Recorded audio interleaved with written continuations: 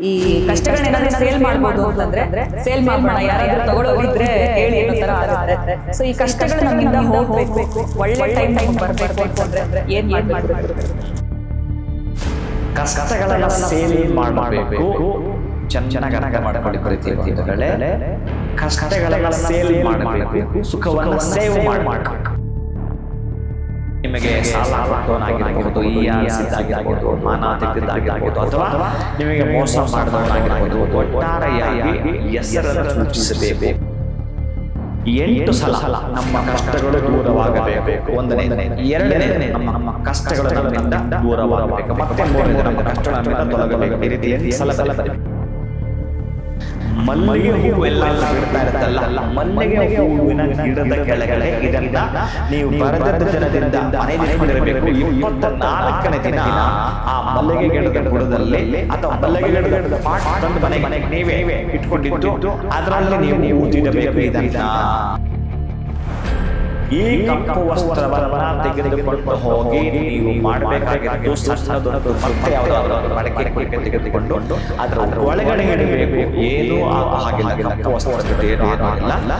ದೂರದಿಂದ ನೀವು ನಿಮ್ಮ ಊರಿನ ಅಥವಾ ಅಕ್ಕಪಕ್ಕ ದೂರದೆಲ್ಲ ಸ್ಮಶಾನದಲ್ಲಿ ಬಿಸಾಡಬೇಕು. ನಮಸ್ಕಾರ, ಶುಭೋದಯ ಪ್ರೀತಿಯ ವೀಕ್ಷಕರೆಲ್ಲರಿಗೂ ಸಂಕಲ್ಪ ಸುದ್ದಿ ಕಾರ್ಯಕ್ರಮಕ್ಕೆ ಆತ್ಮೀಯ ಪ್ರೀತಿಯ ಸ್ವಾಗತ ಹೇಳ್ತಾ ಇರೋದು ನಾನು ಉಷಾ. ಮೊದಲನೇ ಬಾರಿ ಚಾನಲ್ ವೀಕ್ಷಿಸ್ತಾ ಇದ್ದೀರಾ ಅಂತಂದರೆ ಈಗಲೇ ನಮ್ಮ ಚಾನಲ್ನ ಸಬ್ಸ್ಕ್ರೈಬ್ ಮಾಡಿ, ನಮ್ಮ ವಿಡಿಯೋಸ್ನ ಲೈಕ್ ಮಾಡಿ. ಇನ್ನು ಪ್ರತಿ ವಿಡಿಯೋಸಲ್ಲಿ ಕೂಡ ಸಾಕಷ್ಟು ಉಪಯುಕ್ತವಾಗಿರುವಂಥ ವಿಚಾರಗಳು, ವೇದ, ಶಾಸ್ತ್ರ, ಪುರಾಣ, ಜ್ಯೋತಿಷ್ಯ, ವಾಸ್ತು, ಯಾವುದೇ ರೀತಿಯಾಗಿರುವಂಥ ಸಮಸ್ಯೆಗಳಿದ್ದಲ್ಲಿ ಸರಳವಾಗಿರುವಂಥ ಪರಿಹಾರಗಳನ್ನ ತಿಳಿಸ್ಕೊಡುವಂಥ ಸ್ಪಿರಿಚುವಲ್ ಗುರು ಡಾಕ್ಟರ್ ವಿಷ್ಣುದತ್ತ ಗುರುಜಿಯವರಿದ್ದಾರೆ. ಬನ್ನಿ ಗುರುಗಳನ್ನ ಕಾರ್ಯಕ್ರಮಕ್ಕೆ ಬರಮಾಡ್ಕೊಳ್ಳೋಣ. ನಮಸ್ತೆ ಗುರುಗಳೇ, ಕಾರ್ಯಕ್ರಮಕ್ಕೆ ಭಕ್ತಿಯ ಸ್ವಾಗತ.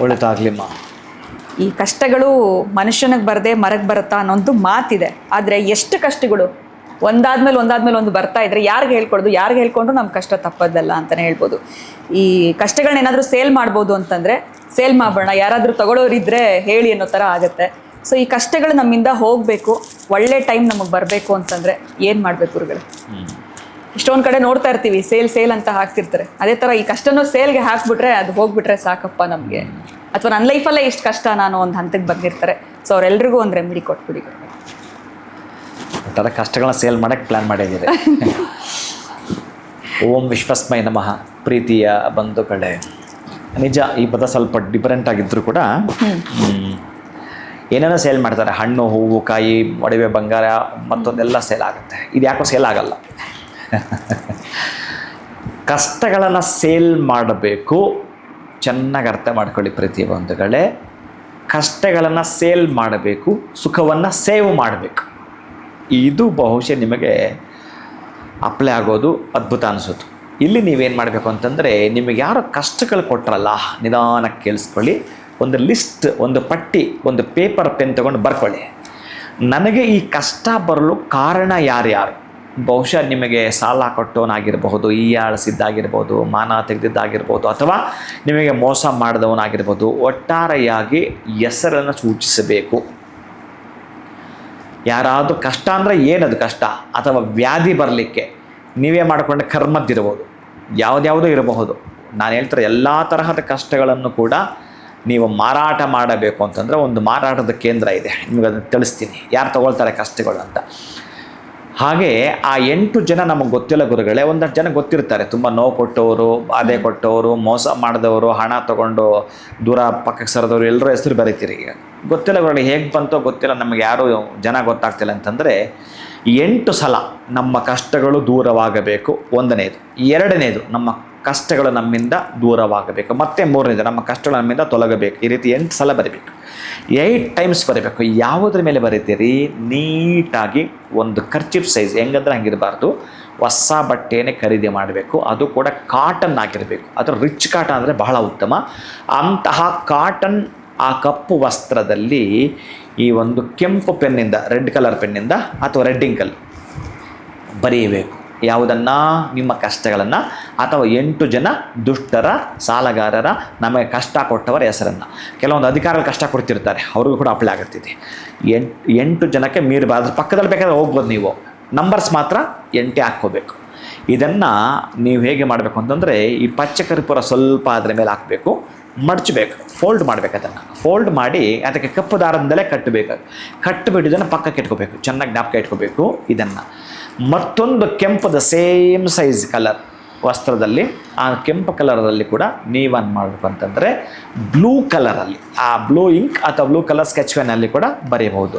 ನಮಗೆ ಸುಖಗಳೇ ಬೇಕು ಅಂತ, ಸುಖಗಳೇ ಬೇಕು ಅಂದರೆ ಎಷ್ಟಿರಬೇಕು?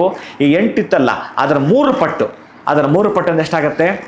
ಮೋಸ್ಟ್ಲಿ 8 2 16 8 3 24 ಸಲ ಬರಬೇಕು. 24 ಟೈಮ್ಸ್. ಆ 24 ಅನ್ನೋದು ಬಹುಶಃ ಶುಕ್ರ, ಲಕ್ಷ್ಮಿ ಎಲ್ಲದರ ಸಂಖ್ಯೆ, ಶುಭದ ಸಂಖ್ಯೆ ಆಗಿರುತ್ತೆ. ಈ 24 ಸಲ ಬರೀಬೇಕು. ಅಂದರೆ ನೀವೇನು ಬೇಕಾದರೂ ಬರಿಬೋದು. ನಾನು ನನ್ನ ಗೋಲ್ ಹೀಗೆ ಇಟ್ಕೊಂಡಿದ್ದೇನೆ, ನನ್ನ ಕನಸು ಹೀಗೆ ಇಟ್ಕೊಂಡಿದ್ದೆ, ಅದು ಈಡೇರಬೇಕು. ನಂಬರ್ 2, ನನ್ನ ಮಕ್ಕಳು ಎಲ್ಲದರಲ್ಲೂ ಲೈಬ್ರರಿ ಆಗಬೇಕು. ನಂಬರ್ 3, ನಾನು ಯಾವುದೋ ಒಂದು ಲಾಟ್ರಿ ತೊಗೊಳ್ತಾ ಇದ್ದರೆ ಅದು ನನಗೆ ಬರಬೇಕು. ಈ ರೀತಿ ಏನು ಬರ್ತಿರೋ 24 ನಿಮಗೆ ಸುಖ ಕೊಡ್ತಾ ಇರುವ, ನಿಮ್ಮ ಕಷ್ಟದಲ್ಲಿ ಭಾಗಿಯಾಗಿ ನಿಮಗೊಂದಷ್ಟು ಹಣ ಸಹಾಯ ಮಾಡ್ತಾರೆ, ಅವ್ರ ಹೆಸರು ಕೂಡ ಬರೀಬಹುದು, ಇಂಥವ್ರ ಹೆಸರು ಕೂಡ. ಹೀಗೆ 24 ಅಂಶಗಳನ್ನು ನೀವು ಬರೀಬೇಕಾಗಿರುವುದು ಕೆಂಪು ವಸ್ತ್ರದ ಮೇಲೆ ಬರೀತೀರಿ, ಬ್ಲೂ ಕಲರ್ ಪೆನ್ನಲ್ಲಿ, ಪ್ರೀತಿಗೆ ಬಂಧುಗಳೇ. ಇದನ್ನು ಕೂಡ ಫೋಲ್ಡ್ ಮಾಡ್ತೀರಿ. ಫೋಲ್ಡ್ ಮಾಡಿದಾಗ ಮತ್ತೆ ಅದೇ ಕೆಂಪುದು ಏನಿತ್ತು ಆ ರೀತಿಯ ಕೆಂಪು ದಾರದಿಂದಲೇ ಅದನ್ನು ಸುತ್ತುತ್ತೀರಿ.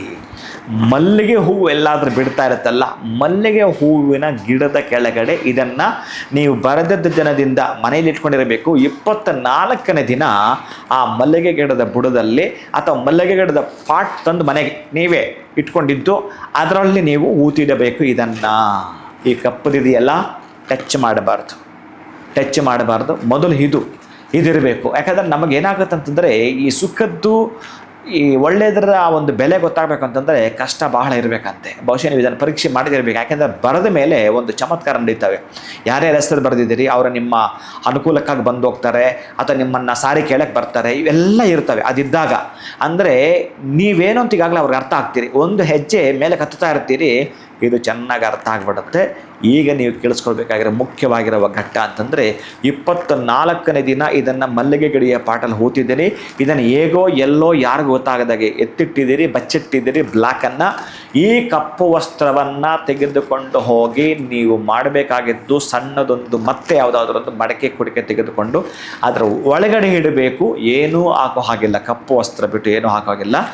ದೂರದಿಂದ ನೀವು ನಿಮ್ಮ ಊರಿನ ಅಥವಾ ಅಕ್ಕಪಕ್ಕ ದೂರದೆಲ್ಲ ಸ್ಮಶಾನದಲ್ಲಿ ಬಿಸಾಕಬೇಕು ಅಂತಂದರೆ ಎಡಗೈಯಲ್ಲಿ ಹಿಡ್ಕೊಂಡು ಅದನ್ನು ಅಷ್ಟೊಂದು ಕಷ್ಟಗಳು ತಿಳ್ಕೊಂಡು ಕಷ್ಟಗಳು ನಮ್ಗೆ ಇಲ್ಲಿಗೆ ಮಾಯವಾಗಬೇಕು ಅಂತ ಹೇಳಿ ಅದನ್ನು ಬಿಸಾಕ ಬರ್ತೀರಿ.